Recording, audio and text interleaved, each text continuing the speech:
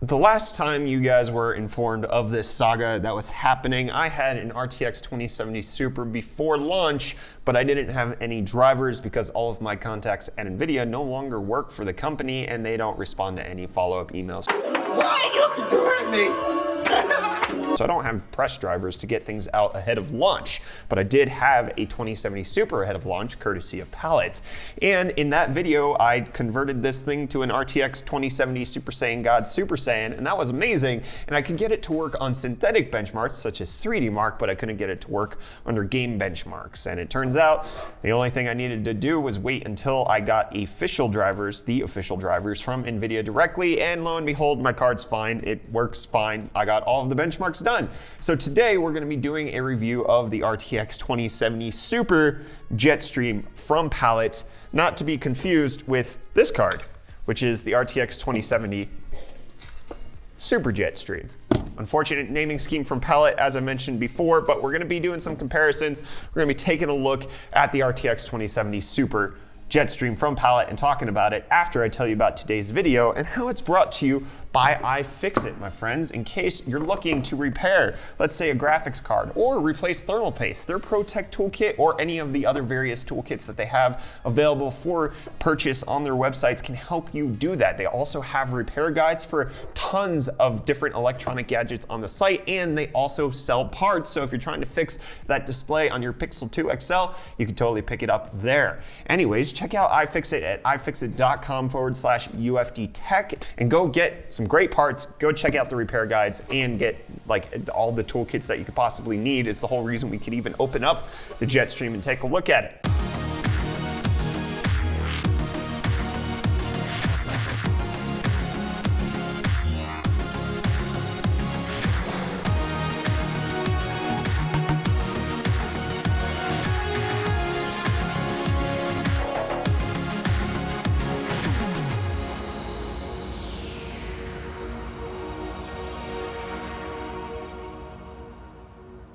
So, as I mentioned at the beginning, it's an unfortunate naming scheme for Palette that NVIDIA decided to call everything the Super Series, but this card is actually particularly super. I would have actually been okay if they called it the RTX 2070 Super Jetstream, because this thick, beefy boy has performed well beyond my expectations and kind of created a hard look for me to consider whether or not I would actually pick up a super card at this point, because this thing has tons of features. As you can see, it's a 2.7 slot card coming in at 292 millimeters by 130 millimeters by 60 millimeters. It is a thick boy. But Palette does a lot to make sure that this size and dimension is actually worth it. You got those Turbo Fan 2.0 fan blades up here, which actually do really well with those 5 copper heat pipes and the giant heatsink. My friends, this card never reached above 65 degrees Celsius in all of the testing that we did. And the average core clock on this thing while playing video games was 1,965 megahertz. That's nearly 2 gigahertz straight out of the box. And one of the key things to note about this 2070 Super Jetstream is that it does have a dual BIOS switch. You have OC mode, which is where all of our testing was done. And then you have standard mode, which just gives you lower clocks, but also gives you a silent 0 dB fan mode where the fans don't spin up below 60 degrees Celsius. So you can choose one or the other. I chose to get the most performance out of it because even on OC mode, even with the fans cranked up to 80% sometimes when I was doing manual fan overclocking, manual fan ramping, I couldn't hear this. This card was softer than the case fans in the system that we tested it on, which I'll go through the specs of that right now. We did all of our testing on the ASRock X570 Tai Chi.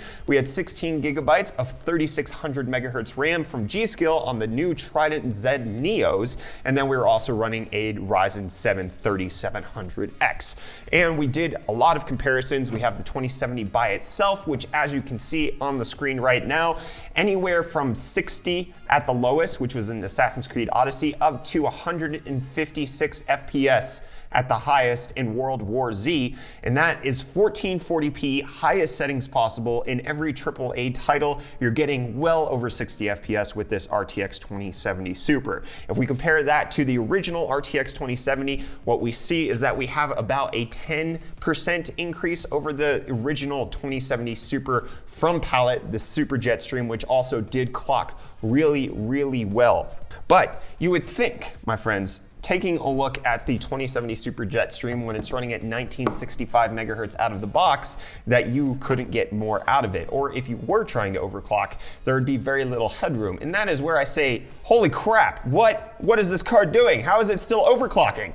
Because I tested this thing. My card, I was able to get it up to plus 100 on the core and then up plus 1500 on the memory. So we were running at 17 gigabits per second on the GDR6 on here, and the average clock during gaming was 2085 megahertz. So that was 120 megahertz over the stock, which resulted in freaking quite some good performance. Obviously, largely due to that huge memory overclock, going from 14 gigabits per second to 17 increased the performance quite dramatically. Our lowest increases came in Assassin's Creed Odyssey and again World War Z. We only saw a 1% bump, but then there were some games like Shadow of the Tomb Raider where we saw a 15% increase over stock versus overclocked on this 2070 Super Jetstream, with an average overclock of around 8 to 10%. This thing overclocked like a beast, and it stayed cool. I set a custom fan curve that was slightly aggressive, but this thing at 70% fan speed never went above 60 degrees Celsius with that insane overclock. The Palette has designed a freaking amazing cooler that does so well. Those 5 copper heat pipes, the Turbofan 2.0 fan blades, and just the heatsink. Palette has a real winner on their hands here.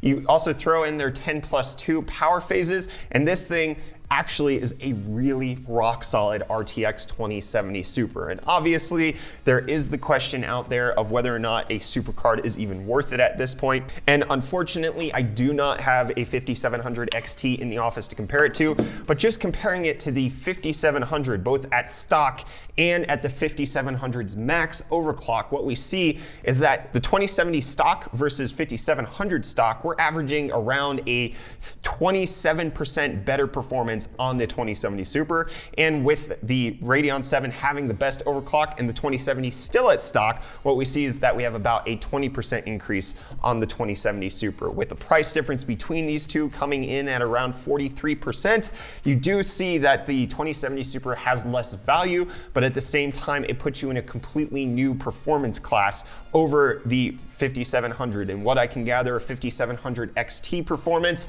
the 2070 Super still is worth it if you're trying to get bumped up to that next tier of graphics performance. It seems to be the most reasonable of the Super launches. The 2060 Super is just kind of stupid compared to the 5700 XT, and the 2080 Super is just kind of stupid compared to anything that's currently out on the market. So the 2070 Super is kind of coming in really good, and this Palette version just, it knocks my socks off. And if you want to take a look at the local pricing here in South Africa, Wootware has a great deal on this for 9,200 Rand. It's actually worth picking up if you're trying to get that ultra 1440p gameplay that you really want. Getting roughly 80 to 100 FPS at highest settings with the 2070 Super just makes a lot of sense. And so that's where I'm going to end this review. The Palette Jetstream RTX 2070 Super makes a ton of sense. It's absolutely worth picking up if you're looking at an RTX 2070 Super. It stays cool, it clocks really well straight out of the box, and then its overclocking performance, at least on the card I got, was magnificent. So you can just consider that when you're looking to pick it up. And even when you overclock, set the power limit to 139%, this cooler right here, this 2.7 slot beefy boy, can actually keep it pretty cool. So that's where I'm gonna wrap up this review. Don't forget to check out today's sponsor, iFixIt. Go to ifixit.com/UFD Tech to pick up one of their toolkits, check out their repair guides, or even pick up some spare parts for whatever it is you're trying to fix out on the internet. And you guys can let me know, what do you think of the RTX 2070 Super down below in the comments. Let me know if you want me to do another follow-up once I do get my 5700 XT that should be coming in late next week. That's the idea. It was supposed to come in today, but it got delayed, so Anyways, that's it. Hit the like button, get subscribed to stay up to date on all of our tech related content. I'm Brett. See your smiling face again in the next video. Bye.